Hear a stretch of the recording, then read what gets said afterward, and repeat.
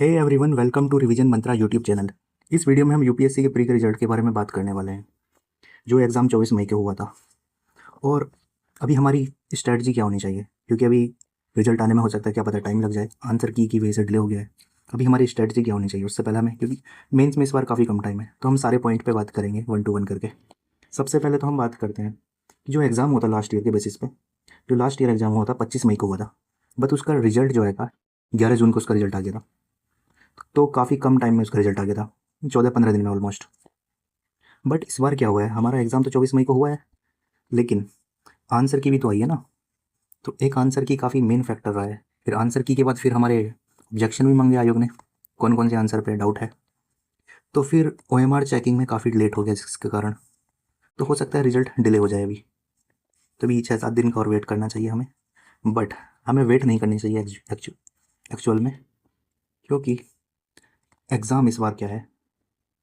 पहले तो cut off के बारे में बात कर लेते हैं कि जो कट ऑफ बता रहे हैं अधिकांशतर कोचिंग वाले, या फिर मेरे अकॉर्डिंग जो स्कोर बन रहा है, लास्ट ईयर जिन लोगों का 90 प्लस बन रहे थे, 90-95, उन लोगों का स्कोर 75 के करीब आ रहा है इस बार।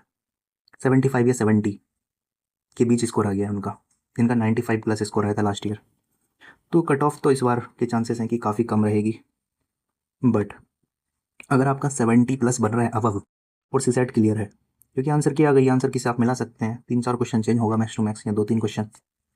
तो हमें अभी क्या काम करना चाहिए, या फिर जिनका 70 से भी नीचे कम बन रहा है स्कोर, उसको भी अभी 10 दिन या 15 दिन मेंस ही करना चाहिए।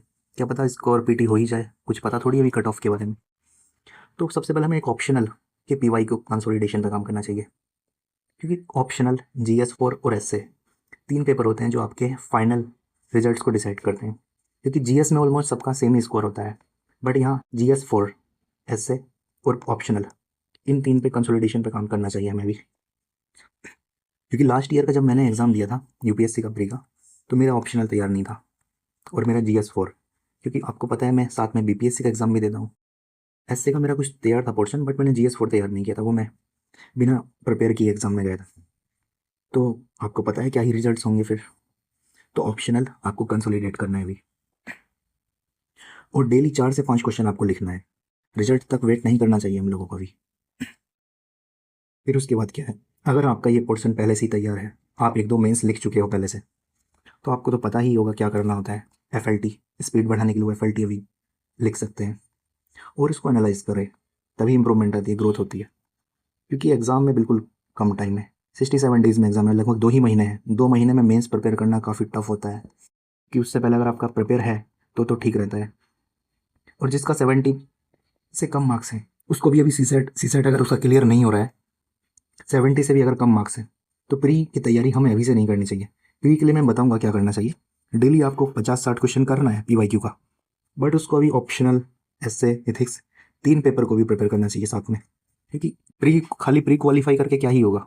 प्री तो हर बार बीपीएससी यूपीएससी का ऑलमोस्ट मेरा भी क्वालिफाई हो रहा है, बट मेन प्रॉब्लम्स जो आती हैं आंसर राइटिंग में आती हैं, ऑप्शनल सब्जेक्ट में आती है। यूपीएससी के ऑप्शनल काफ़ी ब्रॉड है यहाँ। तो रिजल्ट का अगर वेट करेंगे, तो फिर आपका ये सारा जो पोर्शन, अगर रिजल्ट मान लो हो भी जाता है, तो ऑप्शनल, एसए, एथिक्स, ये सारा छूट जाएगा एग्जाम में। तो कोई खास फ़ायदा होगा हमें? नहीं होगा ना। और जिसका स्कोर बहुत ही कम आ रहा है, जिसको लग रहा है कि नहीं होगा बिल्कुल, उसको क्या करना है, डेली MCQ करने हैं PYQ के 50 से 60, और उसको सॉल्व करना है, फिर एनालाइज करना है और शॉर्ट नोट्स बनाना है, फिर उसका रिवीजन करना है।